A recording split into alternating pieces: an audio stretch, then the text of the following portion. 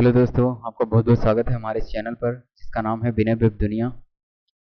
आज के वीडियो में मैं बताने वाला हूँ MS एक्सेल के पार्ट 4। इसके पहले हमारे part 1, part 2, part 3 MS Excel के बेसिक जो है डिटेल्स, बेसिक जानकारी अपलोड है। आप उसमें चाहें तो जा सकते हैं, देख सकते हैं। और दोस्तों, आपसे एक छोटी सी रिक्वेस्ट है, अगर आपने अभी तक हमारा चैनल सब्सक्राइब नहीं किया हुआ है तो प्लीज़ हमारा चैनल सब्सक्राइब करिए, लाइक करिए, कमेंट करिए और अपने दोस्तों के बीच में शेयर भी कीजिए। तो चलिए, आज हम इस वीडियो के बारे में बताने वाले हैं। तो इसके लिए सबसे पहले हमें ओपन करना पड़ेगा MS एक्सेल। तो चलिए आज का वीडियो स्टार्ट करते हैं।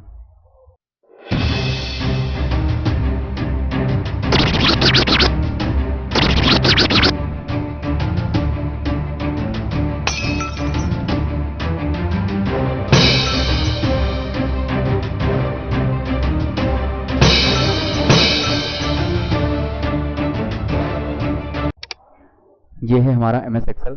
इसके पहले वाले जो वीडियो हैं उसमें हमने इसकी बेसिक MS एक्सेल क्या होता है इसके बारे में बेसिक जानकारी, और यहाँ से ये ऑप्शन में, और दूसरे वाले वीडियो में होम की डिटेल्स जो है इसमें ये सारे ऑप्शन के बारे में बताया हुआ है मैंने।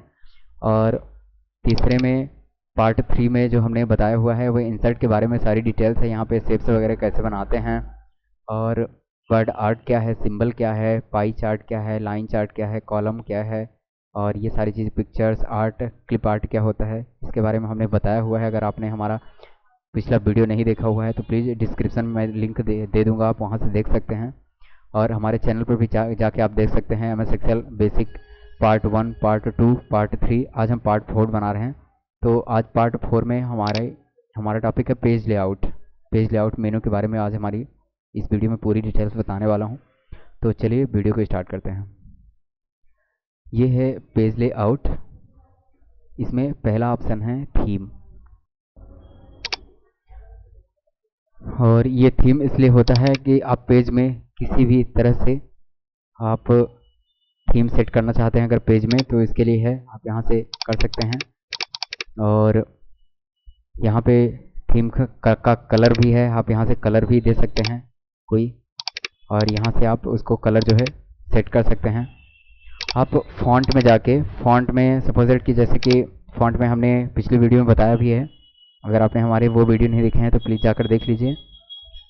डिस्क्रिप्शन में लिंक भी है, आप वहाँ से भी देख सकते हैं। जिस फॉन्ट में अगर हमें लिखना है, ठीक है, तो उस फॉन्ट में हम यहाँ से सेलेक्ट करेंगे और वो चीज़ें जो है ऑटोमेटिक उसी फॉन्ट के आधार पर टेक्स्ट जो है हमारे चेंज हो जाएंगे। ठीक है, तो ये होता है फॉन्ट। इफेक्ट जो है, इफेक्ट लगाने के लिए होता है इफेक्ट, जिस टाइप का आपको चाहिए यहाँ पर उसी टाइप का आप चूज कर सकते हैं, और इमेज जो है लगा सकते हैं, इफेक्ट लगा सकते हैं। ये मार्जिन्स क्या है, मार्जिन्स, इसके बाद अगला ऑप्शन है मार्जिन। तो ये मार्जिन क्या होता है इसके बारे में मैं आपको थोड़ा सा बता देता हूँ। मार्जिन, जब भी आप पेज लिखते हैं या पेज में टाइपिंग करते हैं तो उसके मार्जिन में चारों तरफ, जिसको हाशिया हिंदी में बोलते हैं, चारों तरफ एक प्रकार की मार्जिन छुटी रहती है और उसके बीच में ही सारे टेक्स्ट लिखे रहते हैं, किनारे किनारे थोड़ी जगह बची रहती है, उसको बोलते हैं मार्जिन, है ना। तो ये मार्जिन देखने के लिए कि कितना, अभी ये नॉर्मल बेस पे है, हम इतना कर देंगे, 1 कर देंगे तो ये ज़्यादा हो जाएगा। अभी हम प्रिंट लेआउट व्यू पर जाएंगे तो देखेंगे तो हम मार्जिन यहाँ पर हो चुकी है इतना।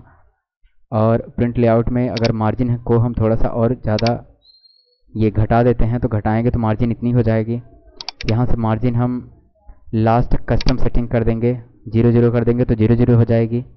यहाँ से हम नॉर्मल व्यू कर देंगे तो 0.77 रहती है।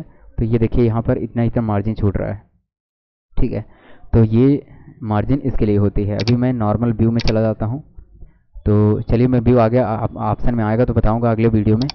और यहाँ पर ये तो हो गई मार्जिन, हाशिया हो गई।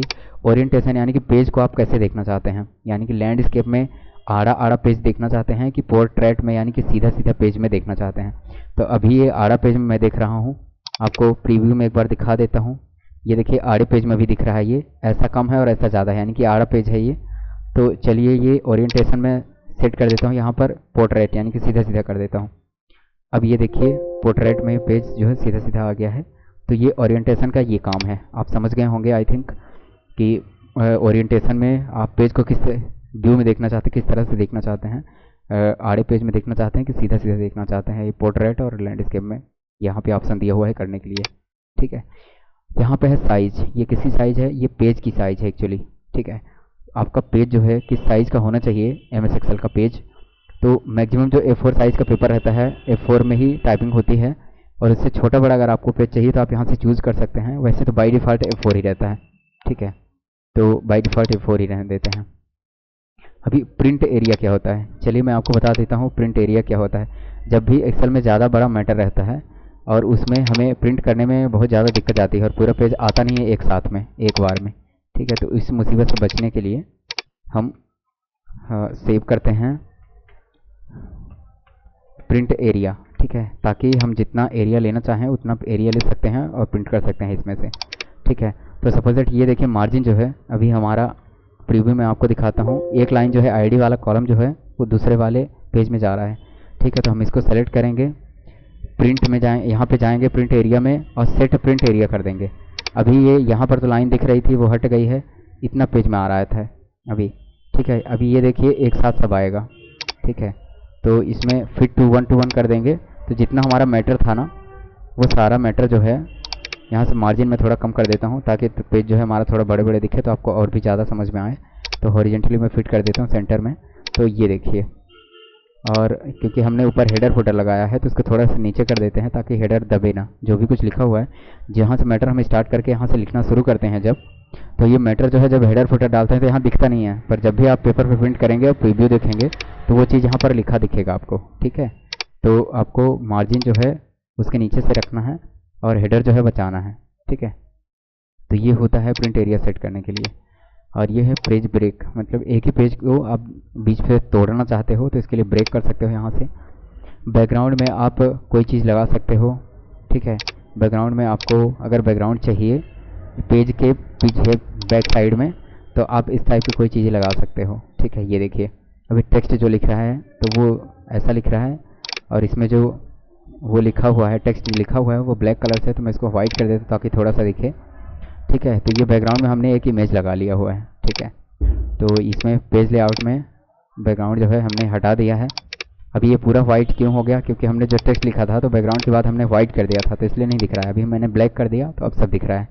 ठीक है, तो इसमें ये आप ये कर सकते हैं। और देखते हैं पेज लेआउट में क्या ऑप्शन है, प्रिंट टाइटल। ठीक है, यानी कि टाइटल में आप क्या प्रिंट करना चाहते हैं। तो प्रिंट टाइटल में आप जाएंगे, यहाँ से रो एंड रिपीट टॉप, यहाँ पर ऑप्शन में जाएंगे और ये दोनों लाइनों को आप सेलेक्ट करेंगे, ओके करेंगे, फिर से ओके कर देंगे। तो जब भी आप कोई चीज़ प्रिंट करेंगे तो ये ऊपर आएगा। ठीक है, सपोज दैट कि ये तो ऊपर आ ही रहा है। अभी मैं यहाँ पर भी कुछ लिख देता हूँ। ठीक है, ऐसे लिख देता हूँ। ठीक है, अभी तो एक ही पेज था इसलिए वो हमें समझ में नहीं आ रहा था कि क्या हो रहा है। तो यहाँ पर हम इसको प्रिंट एरिया जो है सेट कर देते हैं इतना, और इसको हम करते हैं प्रिंट। तो ये देखिए यहाँ पे सेटअप है 1 to 1 है, तो 1 to 1 नहीं करना है, यहाँ से कर देता हूँ मैं 80। ठीक है, अब ये देखिए इस वाले में भी ये ऊपर आ रहा है और इस वाले में भी ये ऊपर आ रहा है। ठीक है, यानी कि जो कॉलम्स के जो नाम थे हमने जो टाइपिंग किए थे, समझ रहे हैं, जो कॉलम के नाम थे और हमने टाइपिंग किए थे वो मैं चाहता हूँ कि वो हर पेज में ऊपर आए, उसके बाद से मैटर स्टार्ट हो। ठीक है, तो आप यहाँ पे प्रिंट टाइटल में जाके, यहाँ से जाके और वो वाली रो में जिसमें टाइटल है उसको चूज कर सकते हैं। ऐसे नहीं सेलेक्ट करना है, 1 2 3 वाला कॉलम नहीं करना है। एक्चुअल में जो नाम लिखा हुआ है लिस्ट का और सीरियल नंबर, नेम, ये सारी चीज़ें जो हेडर में हर पेज में आए उसको आप सेलेक्ट करके ओके कर सकते हैं। ठीक है, यहाँ पे है विड्थ, यहाँ पे है ऑटोमेटिक हाइट, यानी कि जो एक सेल है, रो और कॉलम को मिला के एक सेल होता है। जैसे कि हमने कर्सर रख दिया यहाँ पे ब्लैक ब्लैक सेलेक्ट है तो ये एक सेल हो गया। ठीक है, तो इसकी जो साइज है पेज जो है ये कितना होना चाहिए, इसकी हाइट कितनी होनी चाहिए, ये यहाँ से डिसाइड कर सकते हैं। ग्रिड लाइन आपको चाहिए कि नहीं चाहिए, प्रिंट आपको चाहिए कि नहीं चाहिए, यहाँ से आप चेक कर सकते हैं। हेडलाइंस चाहिए कि नहीं चाहिए, हेडलाइंस नहीं चाहिए तो आप यहाँ से अनटिक कर सकते हैं, अगर चाहिए तो ऐसा कर सकते हैं। ठीक है, जैसे रूलर है, रूलर लगाने के लिए तो व्यू में आप जाएंगे और यहाँ पर फार्मूला रूलर है, ऑटोमेटिक सेलेक्ट है, इसमें रूलर है नहीं तो इसलिए इसमें नहीं आ रहा है। तो यहाँ पर आपको अगर ये ABCD और 1 2 3 4 ये देखना है तो आपको यहाँ पे व्यू पे टिक करेंगे, और अगर नहीं देखना है तो हटा देंगे यहाँ से। ठीक है, तो ये हो गया है। और सिलेक्शन में है सिलेक्शन पेन, यहाँ पे आप पेन को जो है सिलेक्शन कर सकते हैं। अलाइन यहाँ पे लेफ़्ट राइट दाएं बाएं यहाँ पे सेट कर सकते हैं, ये देखिए। और यहाँ पे ये सारी चीज़ें हैं। तो चलिए, पेज लेआउट ऑप्शन हमारा ख़त्म हो गया है। अब चलते हैं अगले ऑप्शन पे, फार्मूला पे। ठीक है, फार्मूला थोड़ा बड़ा ऑप्शन है, इसके लिए थोड़ा सा आपको बारीकी से और बेसिक अच्छे से समझना पड़ेगा, तभी जाके फार्मूला समझ में आएगा। एक्सेल में सबसे ज़्यादा इंपॉर्टेंट है फार्मूला। तो आपको फार्मूला अगर नहीं समझ में आएगा तो आप एक बार फिर से रीटेक करके देख सकते हैं। ठीक है, अभी सपोज दैट यहाँ पर मैंने लिखा हुआ है ये और तीनों को आपको जोड़ना है, तो आप अल्टर बटन दबाइए और बैक स्पेस के बगल में जो इक्वल रहती है बटन, इसको दबाइए और वो इंटर कर देंगे, तो ये सारी चीज़ें जुड़कर आपको यहाँ पर आ जाएंगी। ठीक है, तो ये किसके थ्रू हो गया? फार्मूला के थ्रू हो गया। ये सम करने का फार्मूला था। जैसे कि आपको हमने होम वाले में पिछले वीडियो में हमने बताया था कि जितना भी आपको चाहिए आप इतना सेलेक्ट कर लेंगे, ऑटो सम करेंगे तो नीचे जुड़ के आ जाएगा। ठीक है, तो आप ऐसा चाहे तो कर सकते हैं, और नहीं तो अल्टर दबाइए, जिसमें आपको आंसर चाहिए उसका जुड़ के आना चाहिए, तो उसका आंसर इसमें चाहिए आपको, तो आप यहाँ से कर सकते हैं ऐसा।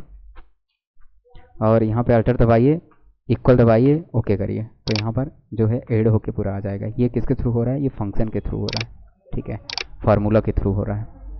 ऑटो सम ये वही वाला ऑप्शन है, जो आप सेलेक्ट करेंगे, ऑटो सम पर क्लिक कर देंगे, नीचे जुड़ के आ जाएगा। तो ये इसमें ज़्यादा कुछ नया है नहीं। रिसेंटली यूज जिस फार्मूले को अभी आपने यूज किया हुआ है वो यहाँ आया हुआ है। आप इसको ऐसा कर सकते हैं, यहाँ पे यूज कर सकते हैं और इसमें सम कर सकते हैं। ठीक है, ये यहाँ से यहाँ तक हो गया है। और यहाँ पर फाइनेंशियली है, काफ़ी सारे यहाँ पर फार्मूले हैं, आप यहाँ पे देख सकते हैं। फार्मूले के लिए एक अलग मैं वीडियो बना दूंगा, उसमें सारी चीज़ डिटेल में रहेंगी। और टेक्स्ट जो है, टेक्स्ट आप यहाँ पे कुछ लेना चाहते हैं कि नहीं, ऐसा करके टेक्स्ट फार्मूला है। फार्मूले के बहुत सारे टाइप होते हैं। और लुकअप डेट एंड टाइम हो गया, आपको अगर डेट एंड टाइम कहीं पे इंसर्ट करना है तो वो चीज़ आप कर सकते हैं। और यहाँ पर सपोज डेट मुझे इसमें डेट एंड टाइम करना है, तो यहाँ पर हम जाएंगे और डेट पे जाएंगे और ओके कर देंगे। ठीक है, तो यहाँ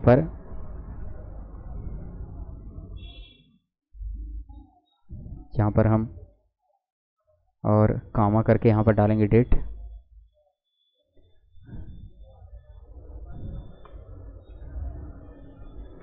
हाँ, और कर देंगे इंटर। तो ये देखिए डेट यहाँ पे आ गई है। तो डेट और टाइम इंसर्ट करने के लिए ये हमारा ऑप्शन है, यहाँ पर डेट डे।